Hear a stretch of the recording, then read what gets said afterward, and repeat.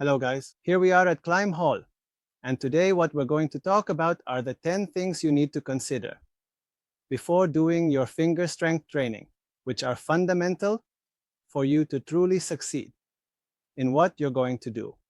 So let's continue with the video and pay attention because I believe these 10 things are absolutely necessary for you to really achieve good finger strength and succeed in that training. The first thing you need to consider is whether climbing is truly your sport. Why? Because if climbing is just a hobby for you, wanting to train finger strength is probably going to stress you out, yeah?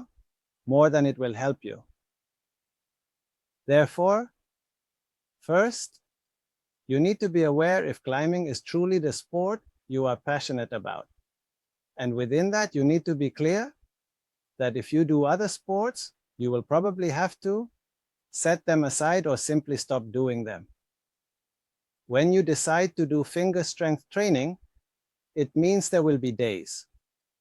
There will be days when you will only do the finger strength training. A short announcement. Finger strength and Tindeq course lasts 5 hours. Finger strength planning course lasts 7 hours. The videos are already recorded, so if you want them, you can buy and watch them immediately. And if you also want to train with me, just write to me on Instagram, whether it's for the Tindeq finger strength courses, finger strength planning, or if you want to train with me. And that means on those days, you probably won't climb. And probably there will be days when you will need to rest. Therefore, doing finger strength training first means being very motivated with climbing and at the same time taking certain responsibilities and making certain sacrifices that sometimes people are not willing to make. So the first thing you need to consider is whether climbing is truly that thing that really motivates and excites you, and if you are willing to do whatever it takes to push your climbing to the limit. The second thing you need to be clear about, and it is the second thing you need to be clear about, is having the tools to do the finger work. If you don't have the tool, no matter what you do, you won't improve as you should. I know that in the market there are many boards and many things that can do or promise to maximize your strength, but currently there is a lot of scientific evidence and there are many researchers and trainers who are beginning to find tools that truly take your finger strength to the maximum. In my case, I have been in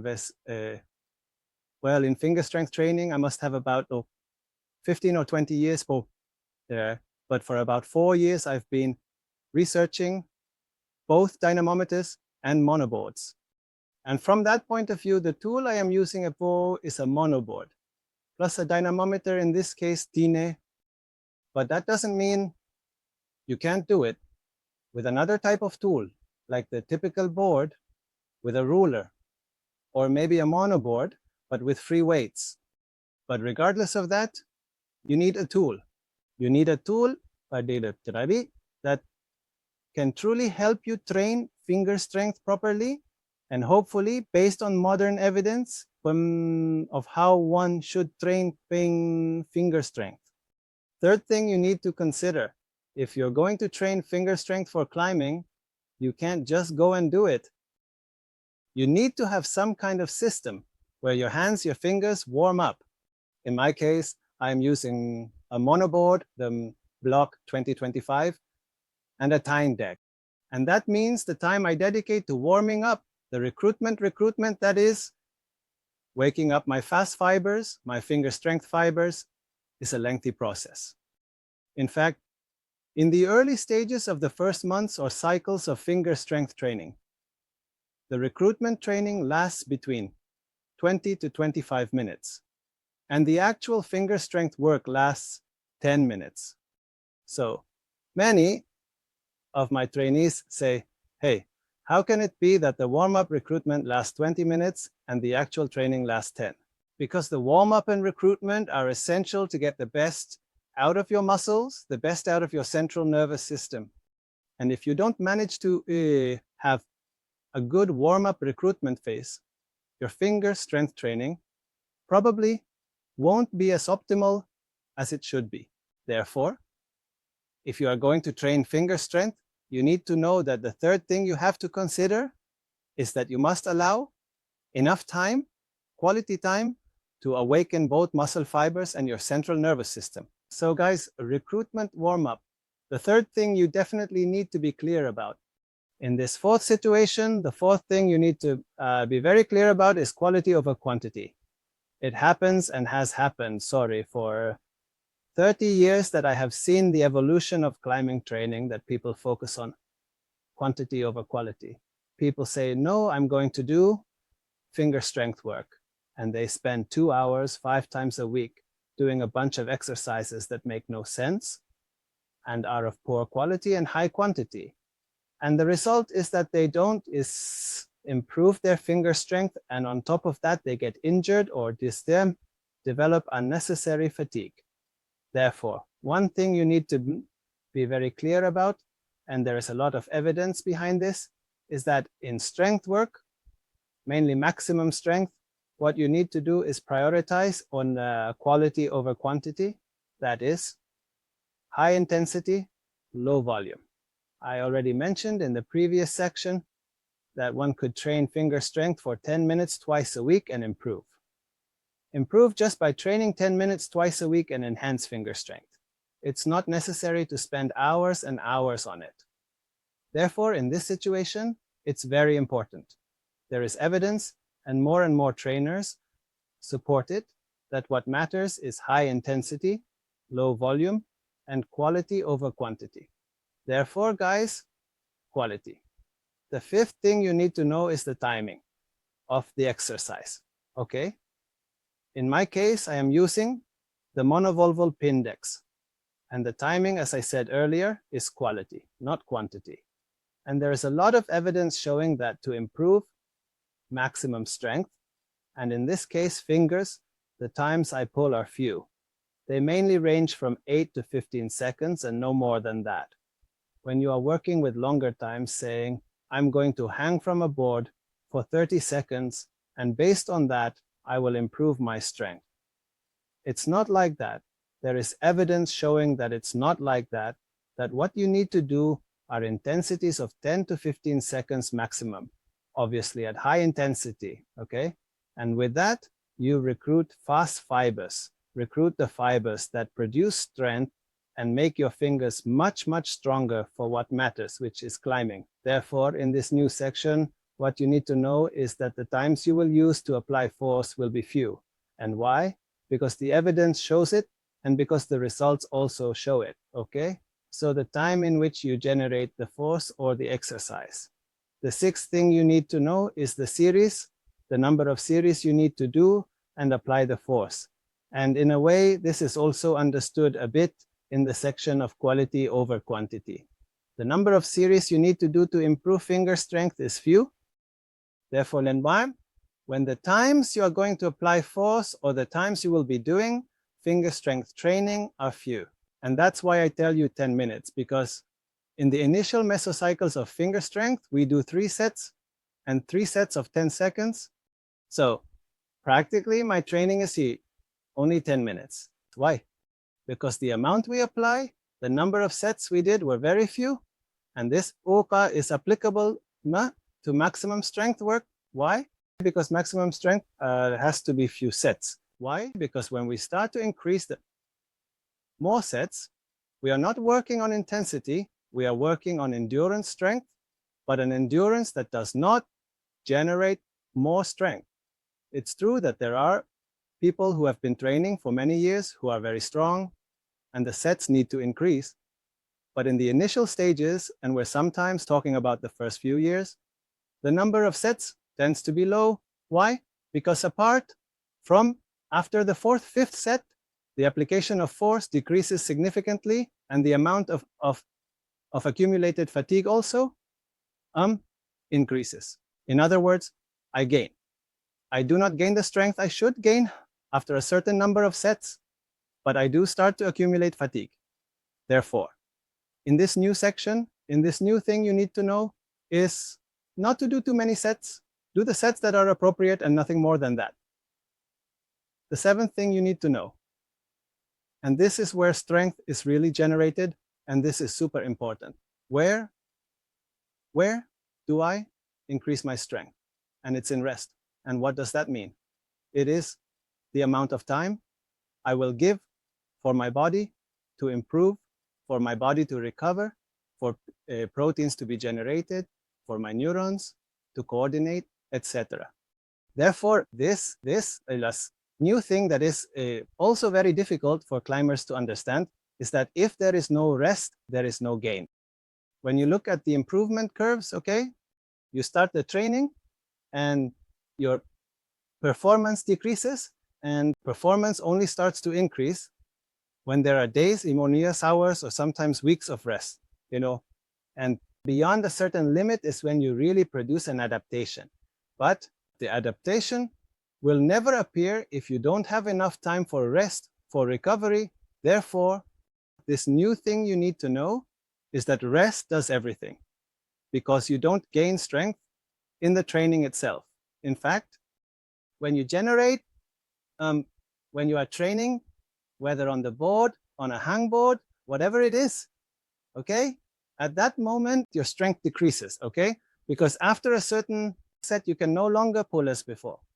But the adaptation will occur the next day, or 2 days later, or 3 days later. Therefore, this new thing you need to be super clear about is that your strength doesn't improve at the moment, it improves a day later, 2 days later, or whenever it corresponds. So, new thing that you need to know is rest, guys, very important.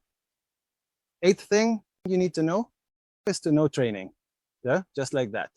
That is knowing how to manage training cycles, whether it's micro session, microcycle, mesocycle, macrocycle. Why? Because in a way, when you train, you have to follow adaptation curves over time. And those are simply cycles. That is, I know that my improvement in finger strength won't happen overnight. It might be in 5 weeks or 6 weeks, or maybe I'm aiming for my maximum finger strength for a trip I have in 4 months. So I have to adapt how I'm going to apply all these finger strengths for what I want in the medium to long term. But you need to know that the vast majority, I can't say all, but the vast majority of finger strength training or any kind of strength training are for the medium and long term. So one has to know that they need to manage cycles. You have to manage how you are going to train to aim for something that is not the next day, but maybe a month or 2 or 3 months later. So this new thing you need to know is understanding basic training situations and mainly being able to control and manage cycles in the medium and long term. That is, knowing when to apply the load, how much load to apply this week, the next week, the following week, when you need to have the deload weeks, etc., etc., etc. 49 things, basic training, okay? Managing cycles. The 9th thing you need to know and be very clear about is your goal. Why do I want finger strength? Because if I want it for doing multi-pitch, for climbing Yosemite, I would say that maybe having so much finger strength wouldn't be necessary. Maybe other things need to be trained. Or maybe I want it for bouldering, but I'm training on 10mm crimps and all. The boulders are open hand holds. So you need to be very clear about what your goal is for finger strength. From that point of view, you also need to know if your technique and your moves are perfect, because if you don't know how to use your feet, if you don't know how to move, gaining finger strength won't help you at all. And on the contrary, it will frustrate you more. Therefore, you need to have clear goals. The same as in the previous case. You need to know, look, I want strength in my fingers, but I want it for a trip that's coming in 3 more months. So gaining a lot of finger strength for 1 more month and then having that cause me fatigue or an injury would be worse. So if you want finger strength for 3 more months, you need to plan your training based on that goal. And in that regard, there can be many goals. That is to say, I want my strength to, I want to increase my finger strength just as a general situation. I want to increase my finger strength because I have a trip.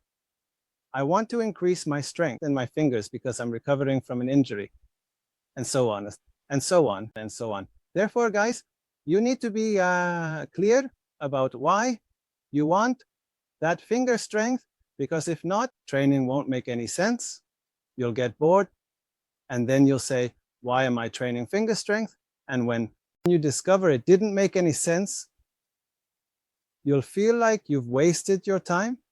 And moving on to the last point, when I train finger strength, and I'm going to simplify it, I'm mainly training my finger flexors, okay?